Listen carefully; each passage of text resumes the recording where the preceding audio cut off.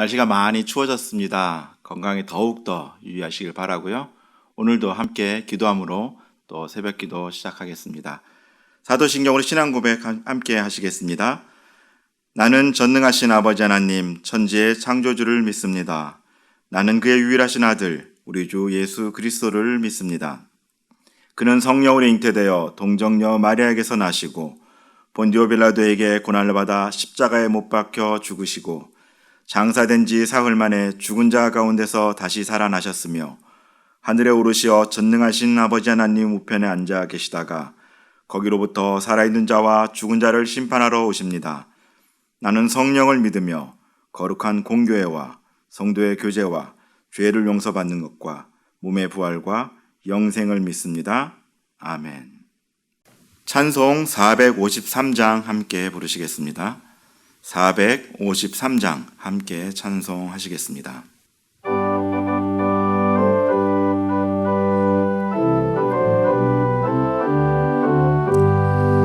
예수도 알기 원하네 크고도 넓은 은혜와 대속해 주신 사랑을 간절히 알기 원하네 내 평생의 소원 내 평생의 소원 대속해 주신 사랑을 간절히 알기 원하네 성령이 스승되셔서 진리를 가르치시고 거룩한 뜻을 깨달아 예수를 알게 하소서 내 평생의 소원 내 평생의 소원 대속해 주신 사랑을 간절히 알기 원하네 성령의 감화 받아서 하나님 말씀 배우니 그 말씀 한절한절이 내 맘에 교훈되도다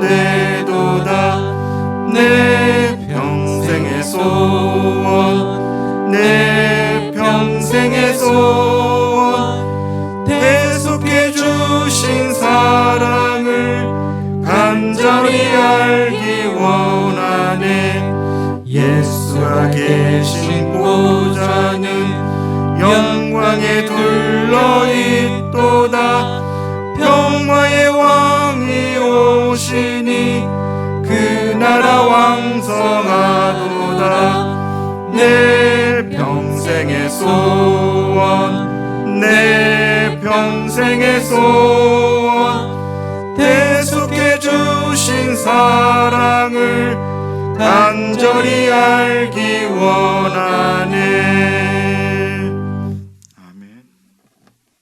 교회 소식 함께 나누겠습니다. 전교인 추석 선물 증정 예정에 있는데요. 9월 26일 토요일 오전 10시로부터 또 오후 4시까지 그리고 주일 오전 9시부터 오후 4시까지 이 앞에 보라색 언남 비전센터에서 드라이브 스루로 그러니까 차를 몰고 이렇게 오시면은 저희가 추석 선물을 준비해서 드리겠습니다. 마스크는 각 가정당 한 팩씩이고요. 실천 노트는 중학생 이상 개인당 한 권씩 이렇게 나눠 드리겠습니다. 또 9월 27일 주일 예배에 대해서 말씀드리겠습니다. 전교인 추석 선물 증정 행사로 인해서 9월 27일 실시간 예배는 오전 6시 50분으로 변경됩니다. 주일 9시와 11시에는 녹화된 영상으로 예배 드리실 수 있습니다. 오늘 말씀은 마태복음 16장 21절로부터 23절까지 말씀입니다.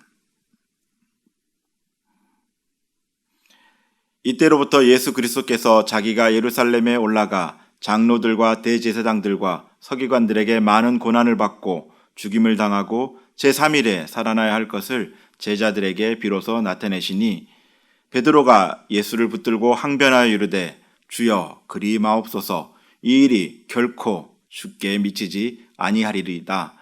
예수께서 돌이키시며 베드로에게 이르시되 사탄아 내 뒤로 물러가라. 너는 나를 넘어지게 하는 자로다. 내가 하나님의 일을 생각하지 아니하고 도리어 사람의 일을 생각하는도다 하시고 아멘. 결코입니까? 반드시입니까? 라는 제목으로 말씀을 나누려고 합니다. 마태복음 16장이 차지하는 비중은 꽤 크다 할 수가 있습니다. 우리가 잘 아시는 바와 같이 마태복음 16장 16절에 베드로의 신앙 고백이 등장하기 때문입니다. 이 신앙 고백은 빌립보 가이사랴 지방에서 이루어졌는데요. 이 장소가 의미하는 바도 굉장히 크다 할 수 있습니다. 이것은 갈릴리 북쪽 약 40km 떨어진 지역에 있는 곳에 있는데요. 라이스라고 부르기도 하고 단이라고 하는 지역으로 이 지역이 구약시대는 불렸습니다.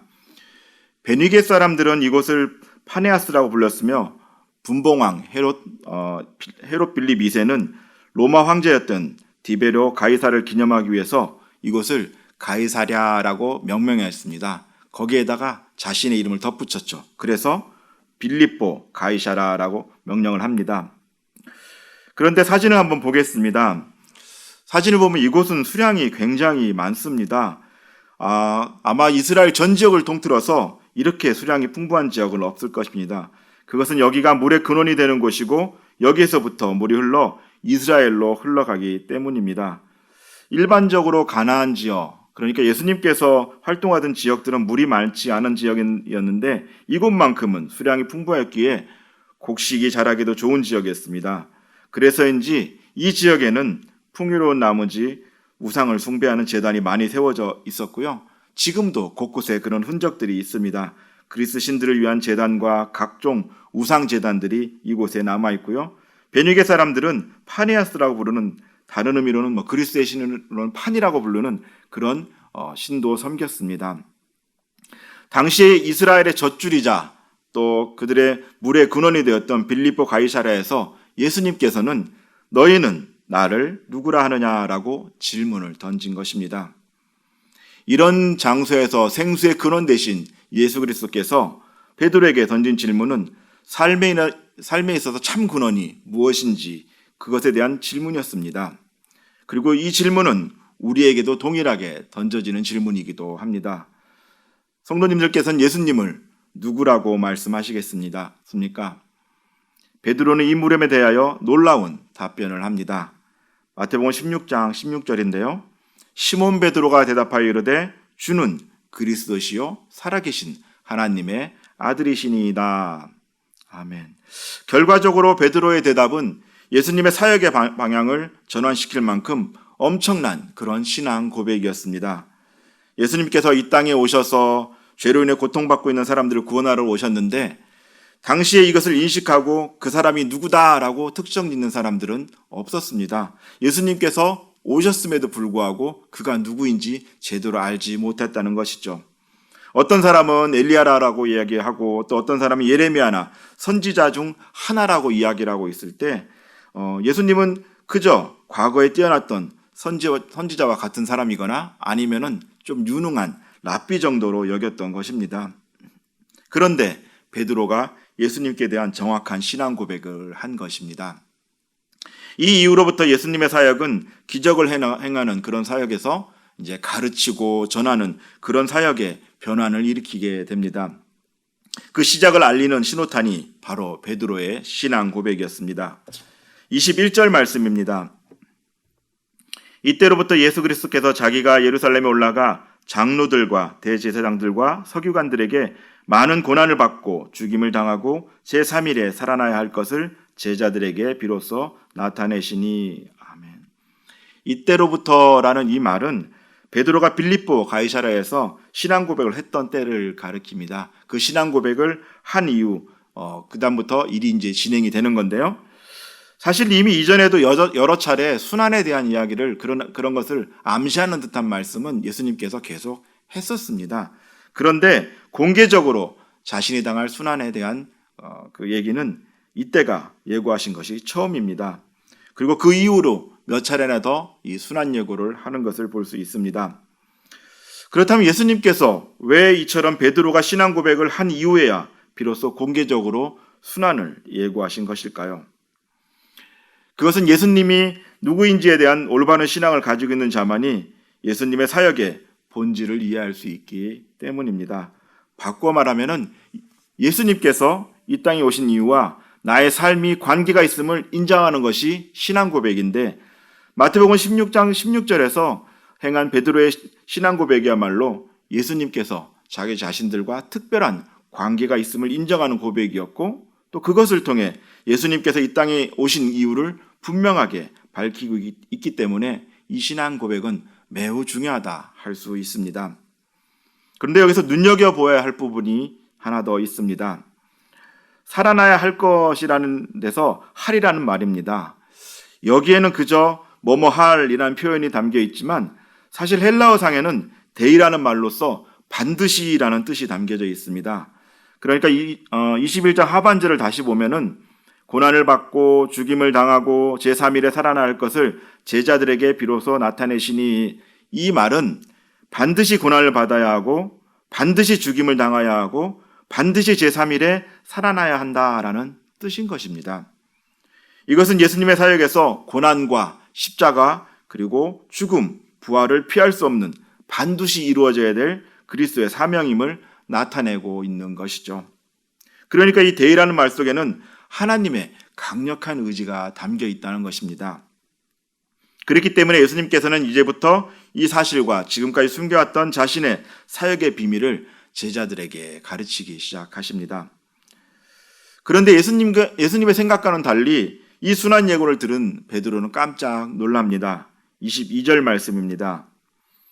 베드로가 예수를 붙들고 항변하여 이르되 주여 그리 마옵소서, 이 일이 결코 죽게 미치지 아니하리이다. 아멘.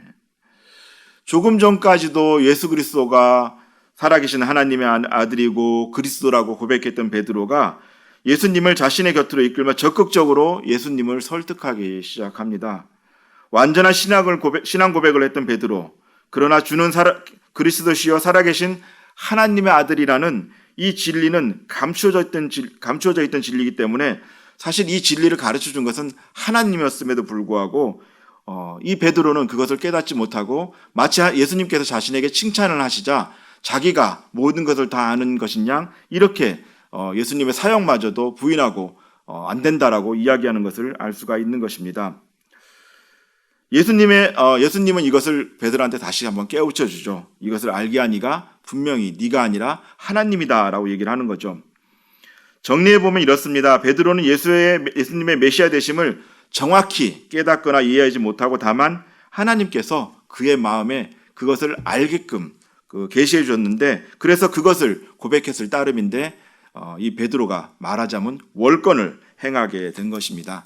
그러니까 자기가 그 말을 듣자마자 단정 지으며 예수님을 설득하려고 했던 것이죠.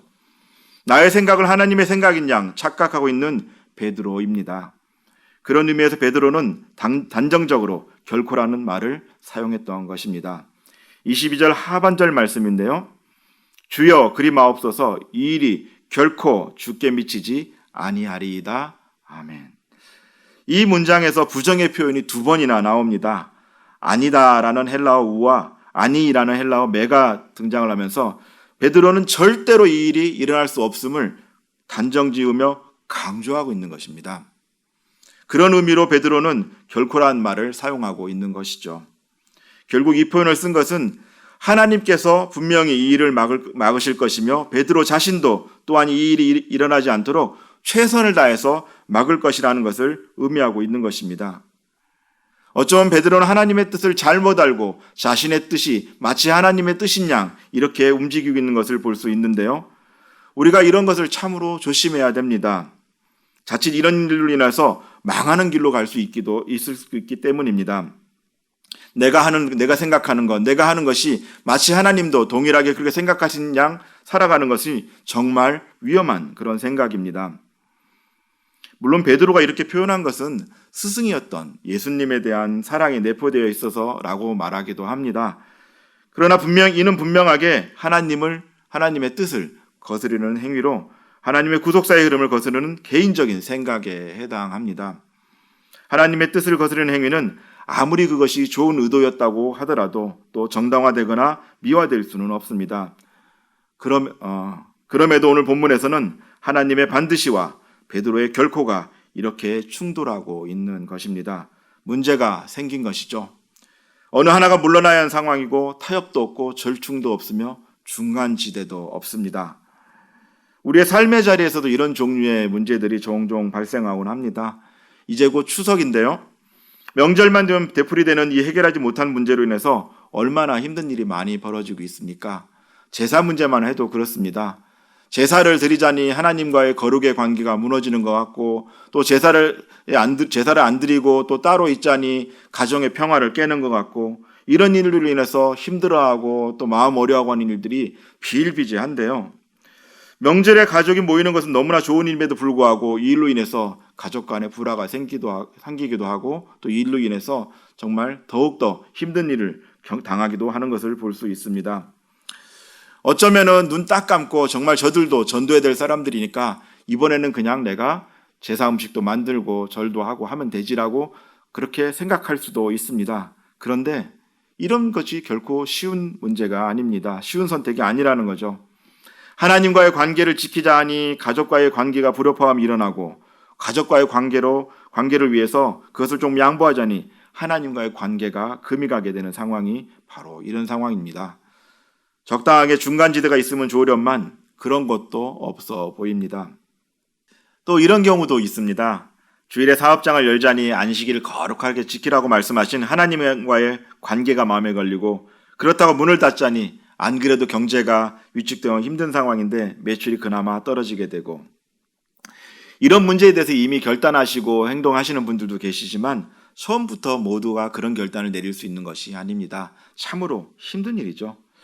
이외에도 삶의 많은 부분에서 신앙과 현실의 문제 앞에서 부딪히는 경험을 해보셨을 것입니다.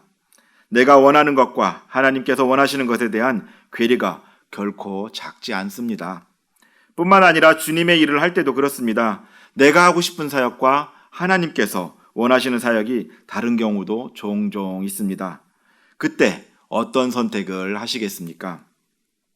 다시 본문으로 돌아가 보는데요. 오늘 베드로의 상황도 그러합니다. 베드로의 결코와 하나님의 반드시가 충돌한 상황에서 베드로의 결코가 이기게 되면 예수님의 구속사역은 멈추게 되고 하나님의 뜻이 이 땅 가운데 이루어지지 않게 되며 베드로는 자신도 모르게 하나님의 사역을 방해하는 사탄의 도구로 이용되게 됩니다. 그렇기 때문에 예수님께서는 분명한 어조로 베드로를 책망하십니다. 23절 말씀입니다. 예수께서 돌이키시며 베드로에게 이르시되 사탄아 내 뒤로 물러가라. 너는 나를 넘어지게 하는 자로다. 내가 하나님의 일을 생각하지 아니하고 도리어 사람의 일을 생각하는도다 하시고. 결코라는 표현을 쓴 것은 베드로인데 예수님께서는 사탄아 물러가라 라고 말씀하십니다. 이는 베드로를 가르치는 호칭으로 베드로가 사탄이라는 말은 아닙니다.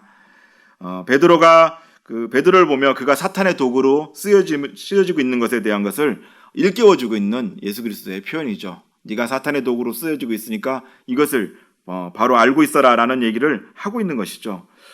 사실 그리스도께서 고난을 받을 수 없다며 극구 만류한 베드로의 말은 과거 광야에서 예수를 시험했던 마귀의 유혹의 목적과 동일하게 예수의 사역을 방해하는 것이었습니다. 당시 마귀도 예수로 하여금 하나님의 아들로서의 능력으로 쉽게 영광을 취할 것을 유혹하였으나 예수님께서는 고난받음과 십자가의 구속 그리고 죽음의 사역을 이루시기 위해서 이를 단호하게 거절했던 적이 있습니다. 지금 예수님께서는 베드로가 자신도 모르는 사이에 광야에서 예수를 시험했던 그 마귀와 같이 예수님의 사역을 방해하려는 시도를 지적한 것입니다. 또 내 뒤로 물러가라 라고 말씀하시는데요. 베드로는 예수님을 앞서가서는 안 되는 존재입니다. 예수님을 따라가야 하는 베드로가 예수님보다 앞서가는 것을 지적하고 있는 것이죠. 우리가 하는 일이 어떤 선한 일일지라도 또 심지어는 그것이 교회를 위한 일이라고 생각되거나 사역이라고 할지라도 절대로 예수님을 앞서가서는 안 됨을 기억해야 합니다. 제대로 가려면 내 생각이 아닌 하나님의 뜻을 묻고 가야지 나의 임의대로 행동하게 된다면은 예수님께서 베드로에게 말씀하신 것처럼 사탄아 내 뒤로 물러가라 라는 책망을 듣게 됩니다. 나의 사역이 아니라 하나님의 얼굴, 하나님의 대행자로서 살아가야 하는 우리이기 때문입니다. 대행자가 주님의 뜻을 모르고 자신의 뜻대로 한다면 문제가 생기는 것입니다. 자칫 하나님의 일에 걸림돌이 될 수 있음을 기억하시길 원합니다. 예수님께서는 그런 행위를 하는 자에게 너는 나를 넘어지게 하는 자로다 라고 말씀하십니다. 우리가 예수님의 길을 예비하고 하나님 나라를 확장시키기 위해 애를 썼던 요한처럼 그렇게 살지는 못할지라도 최소한 우리 주님을 넘어지게 하는 자로 살아가야 하겠습니까? 절대로 그래서는 안 됩니다. 말씀을 맺으려고 합니다. 우리의 결코는 무엇입니까? 하나님 뜻보다 내 뜻으로 세워지고 있는 바벨탑과도 같은 결코가 무엇입니까? 하나님과 충돌하면서까지 세우고 있는 나의 생각, 나의 주장, 나의 기준, 나의 가치관들. 어쩌면 이런 나의 결코는 홍해를 통과하면서 내려놓았어야 했고 이미 세례를 받으면서 그것을 내려놓았어야 했습니다. 세례 정신이 무엇인가라는 질문에 자기 부인이라고 반사적으로 대답은 하면서도 실제적으로 행동도 그렇게 자기 부인하며 살아왔는지를 돌아보길 원합니다. 하나님께서는 반드시라고 말씀하시는데 나는 아니요, 결코 그럴 수 없습니다 라고 행동하고 있지는 않은지요. 나의 결코와 하나님의 반드시가 충돌할 때마다 나는 어떤 선택을 하고 계십니까? 혹시 여러분께서는 하나님은 크신 분이니 나 양보하시겠지? 아니면 하나님께서는 나의 어떤 모습도 사랑하시니까 이해해 주실 거야 라고 하며 나의 결코를 붙들고 끝까지 잊지는 않으십니까? 지금까지 내가 나의 결코를 붙들고 나의 뜻대로 살아왔다면 오늘 이 시간 하나님의 반드시에게 나의 자리를 내어주시기를 바랍니다. 타협도 없고 중간지대도 없는 이 충돌 앞에서 내가 하나님을 이겨먹는 것이 아니라 나를 부인함으로 하나님의 뜻이 드러나고 매주 우리가 쓰고 있는 주기도문처럼 하늘의 뜻이 땅에서도 이루어지게 하소서라고 하는 것처럼 실제로 우리의 삶의 자리에서 그것이 경험되어지고 그렇게 살아가면서 하나님의 놀라운 은혜를 경험하는 우리가 되시기를 주님의 이름으로 부탁을 드립니다. 기도하겠습니다. 하나님, 저희를 구원하여 주시고 또 저희 세례를 통하여서 저희와 관계 맺어 주시고 우리를 하나님의 대행자로 또 하나님의 얼굴로 살아가라 말씀하셨습니다. 그러나 여전히 내 안에 있는 자기 주장, 나의 가치관, 나의 기준 때문에 하나님을 도외시하고 하나님의 기준대로 살지 아니하고 하나님의 반드시를 아버지 하나님 나의 결코로 바꾸는 그런 삶을 살아가고 있지 않는지 돌아보게 하여 주시옵소서. 하나님의 일을 막지 않게 하시고 하나님보다 앞서지 않게 하시며 무엇보다도 하나님 뜻대로 살아갈 수 있는 우리가 될 수 있도록 도와주시옵소서. 그래서 하나님께서 주신 모든 사명들을 잘 감당하는 우리가 될 수 있도록 은혜를 더하여 주시옵소서. 감사드리며 존귀하신 예수 그리스도 이름으로 기도드립니다. 아멘.